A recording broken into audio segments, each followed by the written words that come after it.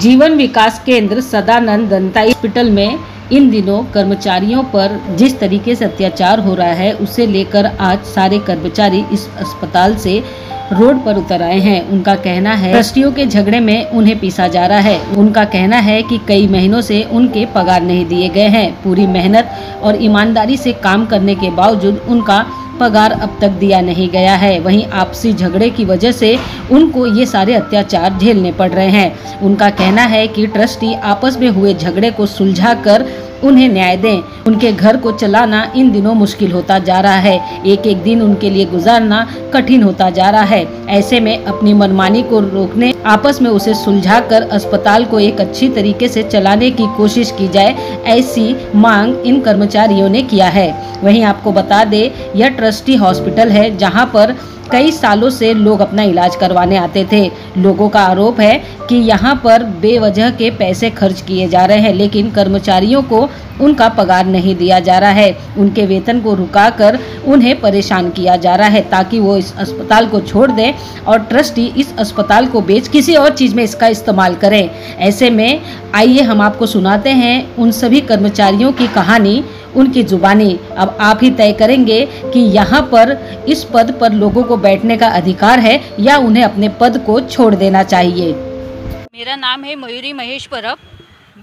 15 ते 20 वर्ष झाली मी इथे काम करते आहे। 2015 मध्ये श्री धनाई साहेब जे होते ते वारले। त्यानंतर निवेदिता भारद्वाज आणि नंदिनी कामत ह्या इथे 2019 मध्ये इंटर झाल्या। त्यानंतर हॉस्पिटलची पूर्णपणे त्यांनी वाट लावली आहे। सगळ्यात महत्त्वाचं इथे त्यांनी कामगारांना सर्वात महत्त्वाचं म्हणजे पगार देणंच बंद केलं। त्याच्या अपोजिट जे कुणी जातील त्यांच्याकडे रिक्वेस्ट करायला की आमचा पगार तुम्ही वेळेत द्या, त्यांच्यासाठी त्यांनी पोलिसांच्या थ्रू किंवा वकिलाच्या मार्फत पत्रकं पाठवतात।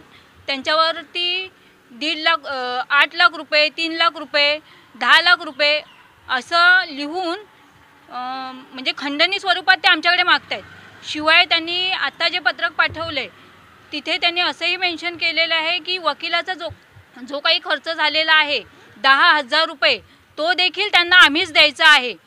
हे आम्हाला काही कळालेलं नाही। त्यांनी हे पैसे आमच्याकडून का मागितले, कशासाठी मागितलेले आहेत हे आम्हाला 6-6 महिने पगार देत नाही आहेत आणि उलट ते आमच्याकडून पैसे घेऊन काय करणार आहेत हे आपण जरा त्यांना विचारावं अशी आमची तुम्हाला विनंती आहे।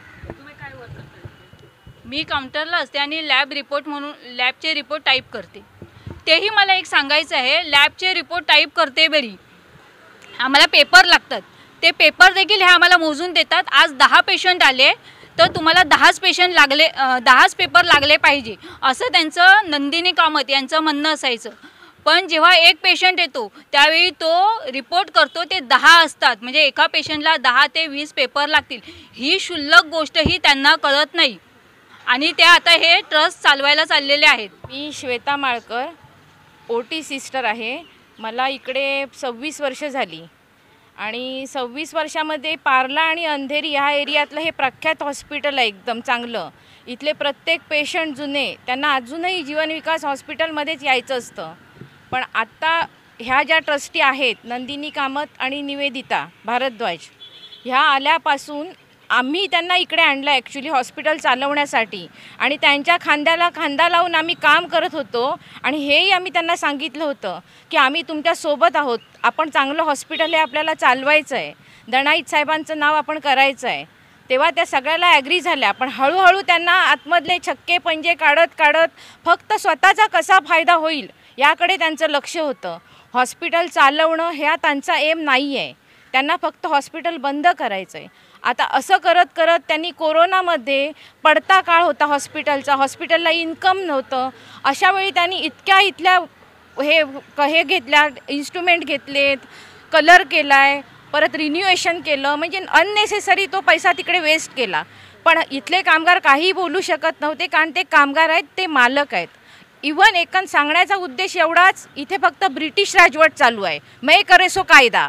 तुम्ही काही बोलायचं नाही, आम्ही म्हणू ते। तुम्ही जर पगार मागायला आलात, पोलीस आलेच समजायच्या, गाड्या पोलिसांच्या दारात आल्याच, टाकणार आम्हाला आतमध्ये आणि घेऊन जाणार पोलीस स्टेशनला।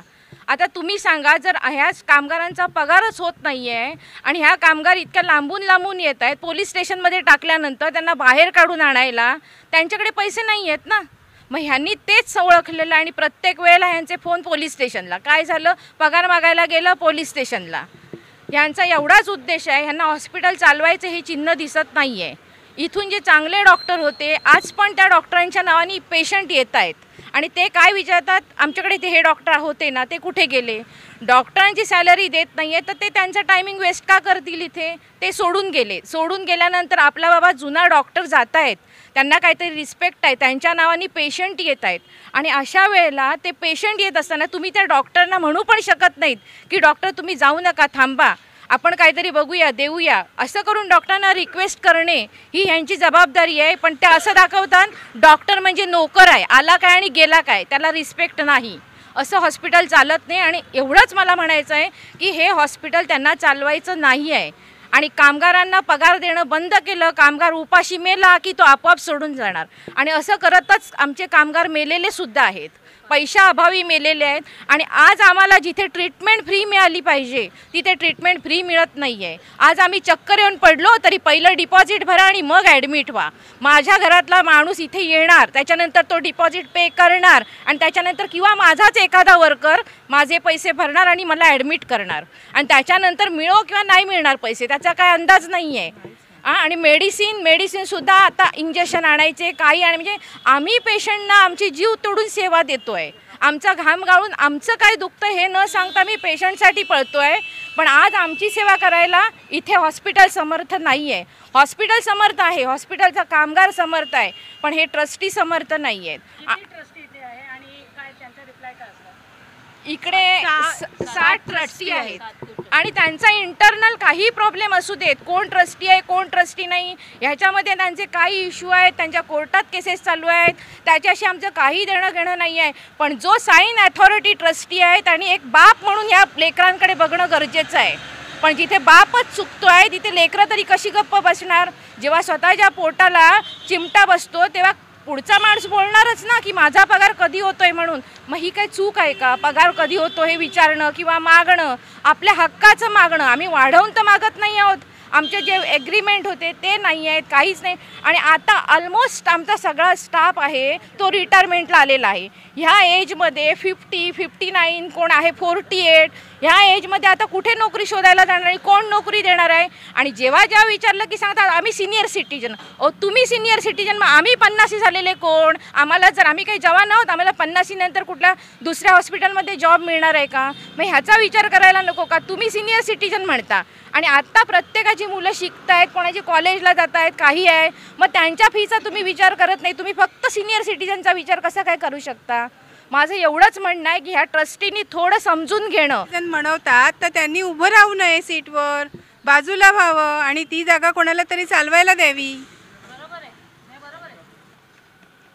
आणि यांच्याकडे सायनिंग अथॉरिटी आहे, ती साईन अथॉरिटीचा ह्यांनी गैरफायदा घेऊ नये.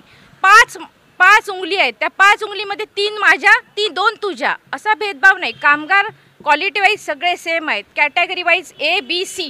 ह्या कॅटेगरी वाईज त्यांचा सॅलरी वाढवली जावी. माझा आहेस तू, तुझा आहे मी, असं काय सॅलरी वाढवणं हे योग्य नाही. आणि ते इथे घडत आहे म्हणजे ह्यालाच म्हणतात ब्रिटिश राजवट. पण ब्रिटिशांनी सुद्धा काही गोष्टी चांगल्या केलेल्या, पण ह्यांनी काहीच चांगले केलेलं नाही आहे. ब्रिटिश आमची मागणी आहे की आमची सॅलरी वेळेवर व्हावी आणि हॉस्पिटॅलिटीज आम्हाला सगळ्या व्यवस्थित वेळेवर मिळाव्यात. आमचे ॲग्रीमेंट ज्यानुसार कायद्यानुसार जे ठरलेलं आहे ॲग्रीमेंट अमुक वर्षी व्हावी, तशी आमची ॲग्रीमेंट व्हावी. 2019 कोरोनामध्ये यांनी आम्हाला घरी बसवलं का की इथे पेशंट नाही, काम नाही म्हणून. पण ह्या स्वतः आमच्या जागेवर बसून कामं करत होत्या. कोरोना पॉझिटिव्ह असून देखील क्वारंटाईन त्या एअरपोर्टवरून डायरेक्ट इकडे यायच्या. एअरपोर्टवरून तेव्हा रूल असायचा की तुम्ही क्वारंटाईन व्हा, पण नाही, त्या इथे येऊन बसायच्या. निवेदिता भारद्वाज हे त्यांचं नाव. बरं, आणि त्यांनी काय आम्हाला रिझन दिलं की काम नाही. मग तुम्ही 8,000 वाउचर कोणत्या बेसिसवर घेत होत्या. त्या स्वतः एक्सपेन्सिव्ह म्हणून 8,000चं वाउचर काढत होत्या, परंतु त्यावेळी स्टाफला पेमेंट देत नव्हत्या. 8,000चं वाउचर त्या स्वतः काढत होत्या. सर्व स्टाफला बसवून निवेदिता भारद्वाज स्वतः काउंटरला बसत होत्या आणि स्टाफला त्यांनी बाहेर काढलं होतं. स्टाफ त्यांच्या समोर बसलेला असायचा. बिन पगारी त्यांनी आम्हाला 1 महिना अगदी बाहेर समोरासमोर अगदी बसून राहायच्या आणि आमचं रेकॉर्डिंग करायच्या. नंदिनी कामत आम्ही बसलेलो असायचं, त्या रोज येऊन आमचे फोटो पण काढायच्या. त्यांना हे खूप भारी काम जमतं. माझं नाव अमृता बेर्डे. आम्ही एवढे कामं करतो, आमच्या मावशा पण कमी आहेत, तरी पण आम्ही 2दा 3दा सांगते आम्हाला मावशा वाढवून द्या, आमच्या कपड्यासाठी आम्हाला 2-3 हे द्या, रबरशीट वगैरे द्या. का डिलिव्हरी पेशंट आल्याचे त्यांचं बिलिंग एवढं होतं. 2दा 3दा सांगून पण आम्ही ऐकत नाही, म्हणजे नाहीच. आणि सांगितलं कधी कोणती गोष्ट मागितली मॅडमकडनं आमच्या, तर मॅडम आता बोलण्याच्या लायकी तर तोंडात तर शिवी येते, पण ती शिवी द्यायची तर लायकी पण नाही तिची आता. पण काय बोलून उपयोगच नाही आहे. आमचे ॲग्रीमेंट रखले ते पण आमचे देत नाही आहेत. आमच्या आता घर मला येऊन टपली आमच्या घरात. मी ते विचार तर असं केलेलं आहे, नवऱ्याला आणि पोऱ्याने उचलायचं इथे येऊन राहायचं, हा एकच विचार केलेला आहे, बाकी काय केलेलं आहे. घर भाडं घ्यायला तर मी घर सोडून आणि इथे येऊन राहील, मी तर हा विचार केलेलाच आहे. भले काय पण होऊ दे, मग पोलीस होऊ दे या काय पण होऊ दे. मग पेशंट नाही म्हणून जे म्हणतायत की नाही, इथे पेशंट नाही म्हणजे जे आता सांगितलं तुम्हाला की डॉक्टर बरेच सोडून गेलेले आहेत. डॉक्टर का सोडून गेले तर त्यांना पेमेंट नाही वेळेत, त्यामुळे डॉक्टर सोडून गेले. जर डॉक्टरच इथे अवेलेबल नसतील तर पेशंट कसे काय ॲडमिट होतील. तरी देखील इथे डॉक्टर तेलंग म्हणून आहेत, म्हणजे जे ऑर्थोपेडिक आहेत, सर्जन आहेत, त्यांचे पेशंट होत आहेत. पण मेडिसिनसाठी जे काही डॉक्टर आपल्याला अवेलेबल असायला हवे होते ते नाही आहेत आता सध्या. त्यामुळे बरेच पेशंट इथे म्हणजे ॲडमिटही होत नाही आहेत. काही डॉक्टरांच्या नावाने यायचे पेशंट तेही आता येत नाही आहेत. पण ह्याचा सर्व दोष ती लोक कामगारांनाच देतात की तुमच्यामुळे पेशंट येत नाही आहेत म्हणून. पण हा सर्व दोष त्यांचाच आहे की त्यांनी डॉक्टरांना पेमेंट दिला नाही आणि इथून ती लोक सोडून चालले आहेत. कामगारांमुळे पेशंट येत नाही तर कामगारांसाठी पेशंट न येणे आमच्यावर माथ्यावर मारतात. तर कामगारच प्रत्येक इथे पेशंट ॲडमिट करायला आणि पेशंट आणायला कामगारांचे रिलेटिव्ह, कामगारांचे ओळखीचे कामगार पेशंट यावा म्हणून वेगवेगळी पत्रकं काढून काहीतरी स्कीम राबवतात. हे सगळं कामगार करतो, हे आमचं काम नाही आहे, हे मॅनेजमेंटचं काम आहे. तरीसुद्धा ते आम्ही स्वतः इनिशिएटिव्ह घेऊन आम्ही करतो त्याच्यासाठी प्रयत्न की कसा पेशंट हे बरं. ही एवढ्या इथेमध्ये सगळ्यात स्वस्त संस्था हीच एकच आहे. तर ह्यांनी त्याचे रेट प्रत्येका बाहेरचे जसे रेट आहेत तसे रेट इथे वाढून ठेवले त्यांनी मनानुसार. तर इथे पेशंट येणार कसा. इथे येणारा हा गरीब जनतेसाठी येणारा पेशंट आहे, सगळं मध्यमवर्गीयांसाठी आहे. तर त्यांचे रेट वाढल्यामुळे त्यांना घराच्या बाजूला पण त्याच रेटमध्ये मिळत असतील तर ते इथे कसे येतील. आम्ही त्यांना त्याच्यासाठी रिक्वेस्ट केली की तुम्ही ह्या जो किंमत ठेवलेली आहे ती कमी करा किंवा करे त्या तुम्ही आम्हाला शिकवायचं नाही, तुम्ही अनएज्युकेटेड आहात, तुम्ही आम्हाला शिकवायचं नाही. सगळ्या गोष्टी आमच्याकडनं शिकून घेऊन आम्हाला आता अनएज्युकेटेड सांगतात. दुसरी गोष्ट मला सांगेल, आम्हाला हे त्यांनी पगार मागायला जातो म्हणून ही एक त्यांनी आम्हाला नोटिशी पाठवल्यात आमच्या 5 जणांना. त्याच्यामध्ये माझंही नाव आहे संदीप आहे. असे 5 जण इतर आहेत. ह्या मयुरी परब आहेत, अजून विजय मयेकर, दीक्षा गाडी आणि निकिता जोगदंडे यांनासुद्धा पाठवलेली आहे. ह्या नोटिशी पाठवलेल्या आणि त्यांनी याच्यामध्ये प्रत्येकाला त्यानुसार त्यांनी एक मानधनीचा दावा केलेला आहे. म्हणजे काही 9 लाख, काही 4 लाख, काही 8 लाख अशी मागणी केलेली आहे. आणि सगळ्यात शेवटी त्यांनी लिहिलेलं आहे की ह्या नोटिशीसाठी जो काही 10,000चा खर्च आलेला आहे तो सुद्धा आम्हाला पेअर करायचा आहे असं त्यांचं म्हणणं आहे. मग मला एक विचारायचा आहे प्रश्न की जे 10,000 रुपये त्यांनी त्या वकिलाला तेव्हा तर दिले असतील म्हणून त्यांनी नोटीस पाठवली, मग ते 10,000 रुपये त्यांना त्यांच्याकडे द्यायला आहेत, वकिलाला 10,000 रुपये द्यायला आहेत. मग दुसरी गोष्ट मला सांगा, हा माल त्या हॉस्पिटलमध्ये माल येतो, ह्या मालची किंमत फक्त 2,221.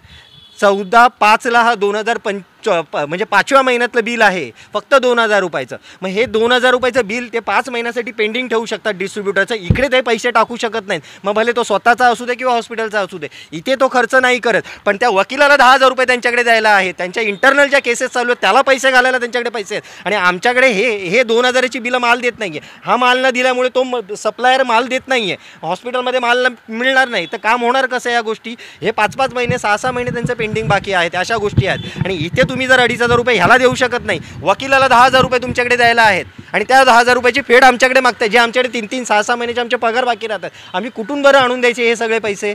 आणि आम्ही मागायला गेलो तर आम्हाला सांगतो तुम्ही सोडून जा, नाही तर कोर्टात जा. कोर्टात जायला आम्ही पैसे कुठून आणायचे. आणि आमचा पगार मागणं हा आमचा गुन्हा आहे का. तुम्हाला काय वाटतं का हे प्लॅन आहे त्यांचा. आम्हाला तरी सरळ वाटतं त्यांना हॉस्पिटल बंद करायचं आहे, त्यांना हॉस्पिटल चालवायचं नाही आहे. आणि प्रत्येक वेळेला आम्ही जेव्हा विचारलं जा, आताही त्या गोष्टीला 6 महिने होतील, 6 महिन्यापूर्वी पण आम्ही त्यांना रिक्वेस्ट केली होती की तुम्ही जे आहेत ट्रस्टी एकत्र या आणि आमची वर्करांची जी साथ लागेल ती आम्ही तुम्हाला सगळ्यांना एकत्र देतो साथ. तुम्ही जे म्हणाल ते आपण करूया, हॉस्पिटलच्या प्रगतीसाठी एकत्र येऊया. ठीक आहे, आमचे प्रयत्न चालू आहे, आम्ही प्रोग्रेस करतो आहे. आम्हाला 2 ते 3 महिन्याचा आहे. आज त्या गोष्टीला 6 महिने झाले. 6 महिन्यापासून 0 रुपयाचा प्रोग्रेस झालेला नाही आहे. आत्ताही सांगतात आमच्याकडे जर पैसे आले तर आम्ही देऊ, नाही तर देणार नाही, आमची तुमच्याशी काही ॲग्रीमेंट नाही. हे अशी उत्तर उत्तरं देतात. लोक आहेत त्यांना आता कालच आमच्या कानावर आलंय की त्यांचे जे खास लोक आहेत त्यांनी पोलीस कंप्लेंट करण्यासाठी हे प्रवृत्त केलंय की आम्ही स्टाफ त्यांना त्रास देतो. पण तो एकमेव व्यक्ती आहे लोखंडे, दिगंबर लोखंडे करून, तो प्रत्येक स्टाफला त्रास देतो आणि तो आता पोलीस कंप्लेंट करणार आहे असं त्यांनी आम्हाला धमकीचं असं लेटर सांगितलंय प्रत्येक वेळी. म्हणजे आणि त्या लोखंडे दिगंबरचे 3,000 रुपये प्रत्येकाचे, त्यांच्या फेवरमधले जो काही स्टाफ आहे ना त्या प्रत्येक फ्लेवरमधल्या स्टाफचे त्यांनी पैसे वाढवले 3,000 रुपये 2. त्यांच्या मनाला वाटेल तेव्हा ते लोक प्रत्येक वेळी असंच करतात. आणि जर आम्ही काय ॲग्रीमेंटचं बोलायला गेलो किंवा काही बोलायला गेलो तर हे असे लेटर्स पाठवत आहे हायकोर्टामधनं. आता माझा पगार स्वतःचा ना 15,000 रुपये पण नाही आहे जीवन विकासमध्ये, तर मला कापून हातामध्ये 12,000 रुपये येतो. आज मी 10 वर्ष इथे नोकरी करते. स्टार्टिंग माझी 6,600 रुपये पगार होता. पण आज आम्ही या हॉस्पिटलमध्ये काम का करत होतो की एक फॅसिलिटी मिळत होती किंवा आम्ही इथे राहू शकतो, आम्हाला जवळ होतं थोडं घराच्या, त्यामुळे आम्ही इथे राहतो होतो. पण आज त्यांनी अशी परिस्थिती केली आहे की आम्हाला वर्षातनं फक्त 4 सॅलरी मिळत आहेत, ते पण भीक मागितल्यावर. आणि त्यांनी स्वतः मला 9 लाख द्यायचे. मी कुठून देणार आजच्या तारखेला 9 लाख? मी काय मरू ह्यांच्यासाठी? मी ह्यांना काही हॅरेस केलंय किंवा असं ती लोक म्हणतात. डॉक्टर सच्चिदानंद तांडे आहेत ना, त्यांच्या मार्फत आम्हाला हे पत्रक आलंय. ॲडव्होकेट सच्चिदानंद तांडे ही जी एम्प्लॉई आहे दीक्षा घाडी, ही मागील 3 महिने कामावर हजरच नाहीये आणि त्यांच्यावर पण त्यांनी ब्लेम केलेला आहे. त्यांची मेजर ऑपरेशन झालेलं आहे, त्यांच्यावर पण त्यांनी ब्लेम केलंय की ही मला त्रास देते. आता हे पत्रक पाठवून किती खोटं दर्शवतात. ही व्यक्ती 3 महिने नाही, ती व्यक्ती काय त्रास देईल? स्वतः ग्रस्त आहे ती व्यक्ती. आजच्या तारखेला आमचे मावशींचे मिस्टरवाले जेव्हा आमच्या समोर हे सगळं घडलं ना तेव्हा आम्हाला खूप फील झालंय. आज आम्हाला सॅलरी नाही आहे तर आम्ही कुठे कुठे एक्स्ट्रा वर्क पण करतोय, रात्री 12-12 वाजता घरी जातोय. मग आम्ही कसं जगायचं? आणि ह्यांचा छळ थांबतच नाही त्यांचा. प्रत्येक वेळी सांगतात सोडून जा सोडून जा सोडून जा. आम्ही सोडून जाणार कुठे? आमचं ॲटलिस्ट द्या, आम्ही तयार आहोत सोडून जायला, पण आम्हाला इथे राहून करायचंय काय? प्रत्येक वेळी आम्ही कशाला इथे ह्यांच्याकडे भीक मागू? जेव्हा आमचा स्टाफ नजरेखालून जेव्हा आम्ही मरताना, आज आमचा अजून एक वॉर्ड बॉय ॲडमिट आहे तिथे, त्याला डायलिसिस सांगितलंय, तो रिटायर झालाय, त्याचे 2 वर्ष दिलेले नाहीयेत गोष्टी, तो बिचारा झुजतोय. त्याला बिचाराला ऍडमिट होण्यासाठी आजच्या तारखेला डिपॉझिट भरून तो ऍडमिट झालाय, त्याचं डायलिसिस केलं. आम्ही इकडे तिकडे जातोय की बाबा त्याला कोणीतरी बेनिफिट द्या किंवा काहीतरी हेल्प करा. एकेकाळी आमच्याकडे लाते म्हणून होते, त्यांच्यासाठी आम्ही पैसेही गोळा केलेले काही कारणास्तव की बाबा त्यांना हेल्प व्हावी. पण ते आमचे पैसे कसे पुरं करणार? आमचे सॅलरीज नाही आहेत तेवढ्या की आम्ही त्यांना हेल्प पण करू शकू. तर ह्यांच्या हातापाया पडलेला आहे स्टाफ. आज ह्यांचा मुलगा गेला, एवढा आमच्या डोळ्यासमोर तो वारला ना, एवढं फील झालंय. काही गरजच नव्हती, तो वाचला असता अजून 3-4 वर्ष दिलं असतं तर वाचला गेला असता. डायलिसिसची जर सुविधा आपल्या इथे आहे तर दिलं पाहिजे होतं त्यांना. म्हणजे स्टाफला फ्री देऊ शकता ना. जर आपल्या घरामध्ये ती सुविधा असेल तर आपण परक्या लोकांना पण घरात बसवून बोलतोय नाही घ्या ही सुविधा. पूर्वीच्या काही लोक टीव्ही वगैरे बघायला लोकांच्या घरी जायचंय ना, मग आता ही डायलिसिसची सुविधा त्यांचा मुलगा वाचला असता. त्याला जगायची एवढी आशा होती. आज ही मावशी, ही सुनंदा मावशी पाया पडली, मॅडम माझ्या नवऱ्याला इथे ॲडमिट राहू द्या, माझ्या घरी कोण नाहीये, कोण बघणार, माझी आई आजारी आहे. ती अक्षरशः पाया पडून रडली. त्या बाईला कीव नाही वाटली?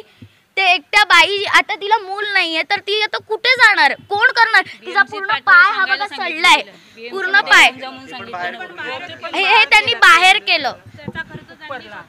आणि या नंदिनी कामत निवेदिता भारद्वाज वारंवार तुम्हाला काय करायचं करा, चला आम्ही पोलीस स्टेशनला फोन करतो, आम्ही इकडे फोन करतो, सगळीकडे आम्हाला पूर्ण दादागिरी करून आम्ही हा गुन्हा 6 वर्ष सहन करतोय.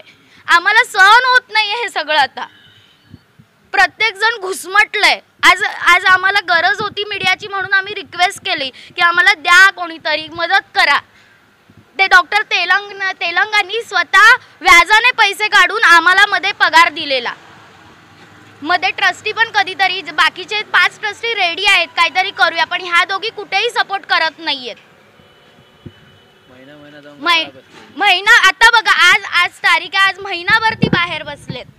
पूर्ण महिनाभर त्या बाहेर आहेत, त्यांना काही पडलेलीच नाहीये स्टाफची. स्टाफ जगतोय, मरतोय, उरतोय. आता तो व्यक्ती जो ॲडमिट आहे त्याला डायलिसिसची गरज आहे किंवा त्याला काही मेडिसिनची, आज मेडिसिन ती लोक बाहेरून घेतात. 10-15 हजाराची त्यांची मेडिसिन असेल, कसं जगणार ती लोक, काय खाणार?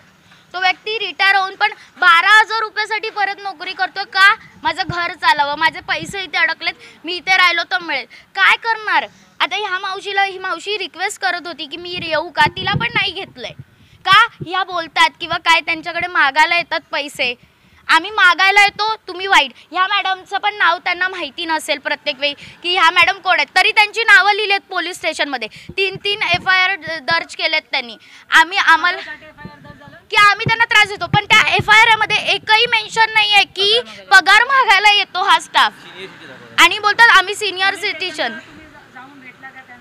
हो, पोलीस स्टेशन काही म्हणाले नाही, आम्ही याच्यात काय करू शकत नाही, तुम्ही लेबर कोर्टात जा. पण आम्ही लेबर कोर्टात जाण्यासाठी आम्ही पैसे कुठून, सगळ्याचं सोंग आणता येईल पण पैशाचं सोंग आम्ही कुठून आणू, कुठून देऊ? आम्हाला आता ट्रॅव्हलिंगला सध्या पैसे नाही आहेत. लोक व्याज काढतायत, लोन घेतायत, कोणाकडे तरी भीक मागतायत, स्वतःचे दागिने विकतायत. आज इथे किती कामगार आहेत.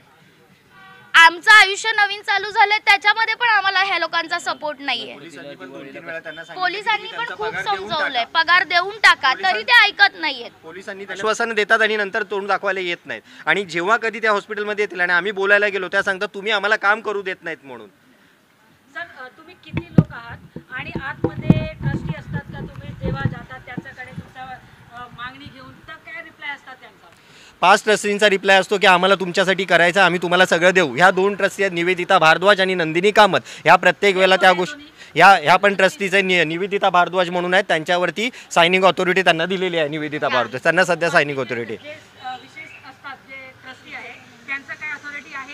त्यांची ऑथॉरिटी सायनिंग ऑथॉरिटी फक्त त्यांच्याकडे आहे. साइन ऑथॉरिटी फक्त निवेदिता भारद्वाजकडे. आणि आज 1.5 महिना उलटेल पण त्या बाहेरगावी जाऊन बसतात. नेहमी सांगतात मला बरं नाहीये, मला अमुक झालंय तमुक झालंय. आता त्या सांगतील की FD फोडून आम्ही पैसे दिले, FD फोडून त्यांनी पैसे आम्हाला, आम्ही जेव्हा म्हटलं की आम्हाला पगार द्या, आम्ही कसं जगू काय करू, तसे 4 महिन्याचे म्हणजे 1 महिन्याचा 2 महिन्याचा असं करून पगार दिला सगळ्यांचाच.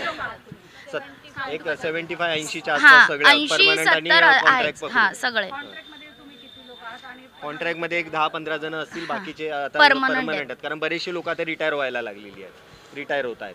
आणि दुसरी गोष्ट, त्या ज्या 2 ट्रस्टी आहेत निवेदिता भारद्वाज आणि नंदिनी कामत, या फक्त दोघांचंच खरं करतात, स्वतःच खरं करतात. त्या दुसरं कोणालाही विचारत नाही, काही नाही. त्यांना जे पाहिजे ते आणणार, त्यांना जे पाहिजे तसं करणार, बाकी कुणालाही काय करणार नाही.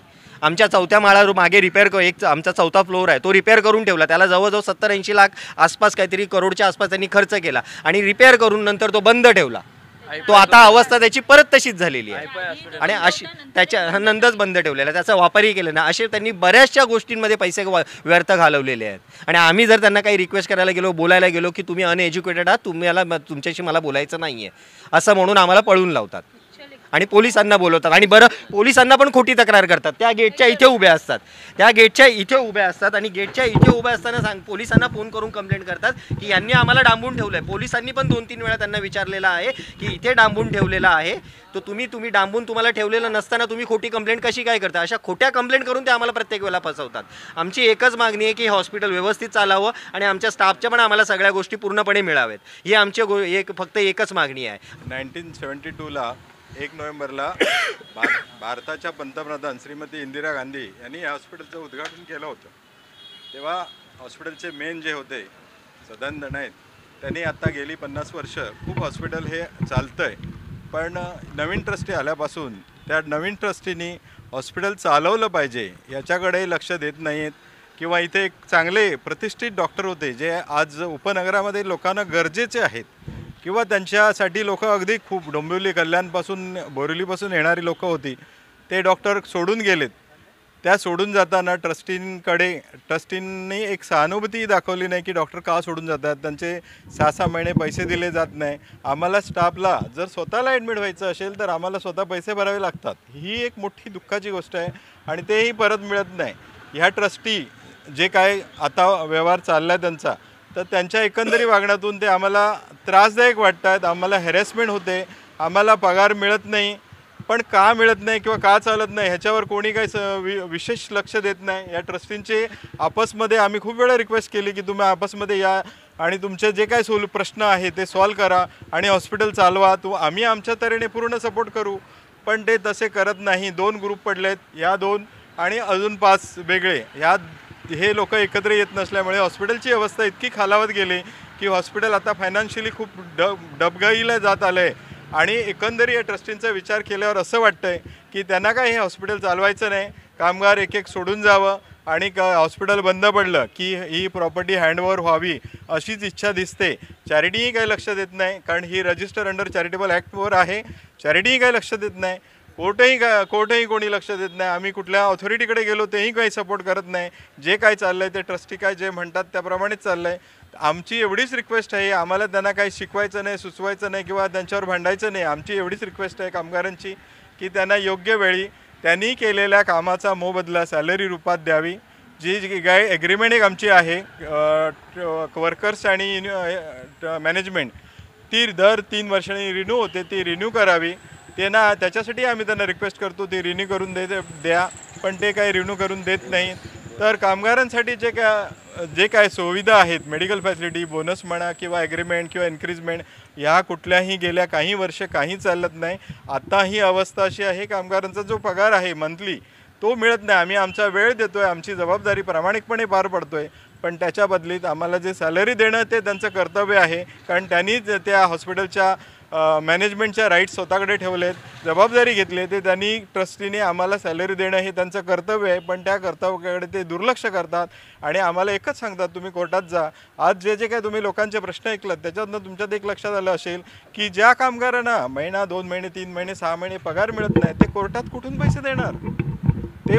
आणि काही कामगारावर जे त्यांनी ॲलिगेशन्स घेतलेत, म्हणजे त्यांच्यावर नुकसान भरपाईचा खोटा क्लेम केला आहे की कोणी 5 लाख भरा, 8 लाख भरा, त्यांना द्यायचे ट्रस्टीना कामगारांनी. त्यांना साधा एवढं कळायला हवं की ज्या कामगारांना गेली 2-2, 3-3, 4-4, 5-6 महिने पगार मिळत नाही ते एवढे लाखो रुपये कुठून देणार. हे त्यांचे ॲटलिस्ट कायदेशीर जे सल्लागार आहेत, वकील आहेत, त्यांना तरी कळायला हवं की नको.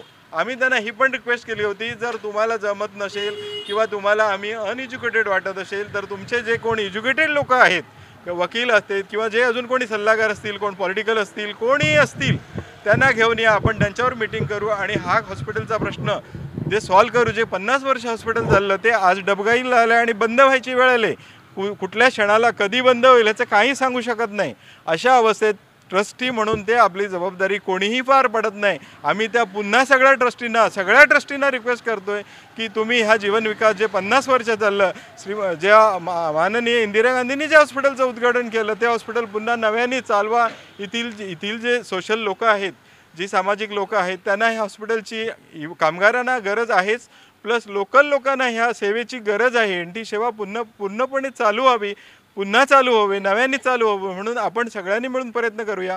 पण ते काही प्रयत्न करत नाही. त्यांचा हेतू देवास ठाऊक काय आहे, हॉस्पिटल विकणं आहे, हँडओव्हर करणं आहे. जर तशी इच्छा असेल तरी त्यांनी तसं करावं, पण सगळं लोकांना सांगून, कामगारांना सांगून, विश्वासात देऊन करावं. आमचा त्याच्यावर काही विरोध नाही, पण चॅरिटीची प्रॉपर्टी असल्यामुळे तुम्ही टोटल असं डायरेक्ट हँडओव्हर नाही करू शकत. आणि हँडओव्हर करायच्या आधी कामगारांना जे सांगितलं जातं की तुम्ही सोडून जा, तुम्हाला आम्ही काही देणार नाही, तुम्हाला आमच्याकडे द्यायला काही नाही किंवा तुमच्याकडे आमची कुठलीही ॲग्रीमेंट नाही, तर हा कुठल्या कोर्टाने कुठला त्यांना न्याय दिला, कुठल्या वकिलांनी सल्ला दिला आम्हाला माहीत नाही. आणि कोणत्या कायद्याने ते सांगतात की सोडून जा, हा आमच्यावर सर्वस्वी अन्याय आहे.